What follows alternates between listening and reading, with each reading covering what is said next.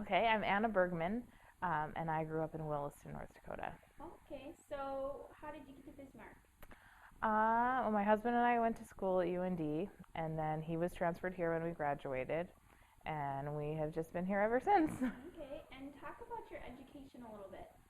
I did 2 years at Williston State, got an Associate of Arts degree, and then we went to Grand Forks, and I got a bachelor's in elementary education, and then in August I completed my master's degree in early childhood special education at Minot State. And what's your job title? I am an early childhood special education teacher. And so, what is a typical workday like for you? For me, I have two classes per day, 4 days a week. And in the morning, I have a group of students that tend to be younger, kids who have just turned 3 to probably about 4.5. And those kids were mostly working on using language as their main form of communication and then learning how to um, deal with life in a classroom, listening to someone other than mom and dad. In the afternoon, I have another set of students. They tend to be older, getting ready to go to kindergarten, and we work on more school readiness things and then fine tuning their language skills. So, how many hours do you normally work in a week? I'm at school every day at about 7:30, and then I leave at about 3:45. Okay. Do you take work home with you? Occasionally, I try really hard not to because I have 3 kids of my own. So, Yeah, so you're busy as it is. How would you describe the pace at which you work? Monday, Tuesday, Thursday, Friday is nonstop movement all day long. Wednesdays, I don't have children in my classroom, so it's our day to get paperwork done and clean things up and prepare for those other days. But the 4 days of children is nonstop action. And are you off in the summer, or do you have kids throughout the summer too? I'm off in the summer. There is a program called Extended School Year that provides the same kind of services to kids who qualify. Um, but I choose not to teach it because I have children that I want to spend time with of my own. Yeah. How would you say your education has prepared you for your career? I think it has given me a good perception of what um, different needs there are out there in kids that range from 3 to kindergarten eligibility, um, and different strategies for working with them to develop the skills they need to be successful in school. Why did you choose this career? Um, it all started with my first baby. She was born without her left hand, and I was kind of introduced to the world of special needs at that point with the program that works from birth till 3. Um, and I did that from the point that she was 4 months old. She started receiving those services, and it just kind of clicked a light bulb on with me that that's the group of children I wanted to be working with. I never thought I would be doing early childhood, and I never thought I would be doing special ed.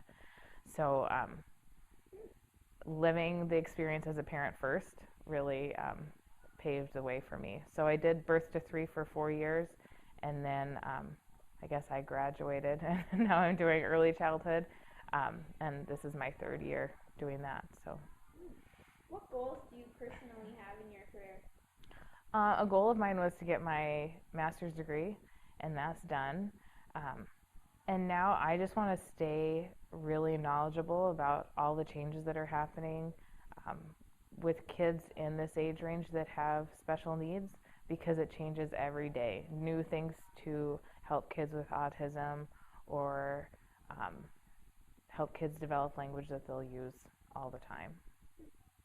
What do you think it takes to be successful in this career? You have to love the kids, and you have to love them almost like you love your own kids. Um, you also have to have a really good understanding of what is developmentally appropriate and where each kid is on that spectrum of where they are developmentally, because I couldn't try to teach something to my morning class and the same thing in my afternoon class because they're just not on the same page. So to really differentiate between each kid on what they need. Do you travel for your job? There are conferences and things that I could go to. Um, Really, I haven't been to a whole lot of them, but I hope that's something that I can do in the future. What do you find are the most difficult decisions to make in this career?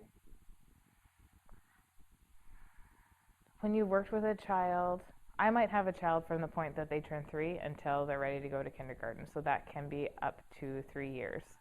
Um, and when you've worked on the same skill over and over, and it's just not clicking yet, to try to think of a different way to teach that, um, that can be a challenge. Do you work independently or on a team? Um, I think I have multiple different teams. I team with the kindergarten teachers at this school. I'm the only early childhood teacher at this school.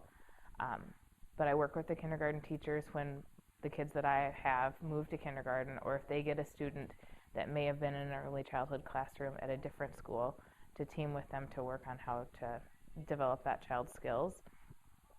I'm also on a team with the other early childhood teachers in Mandan. There are 5 of us, and we get together and um, talk about things and plan.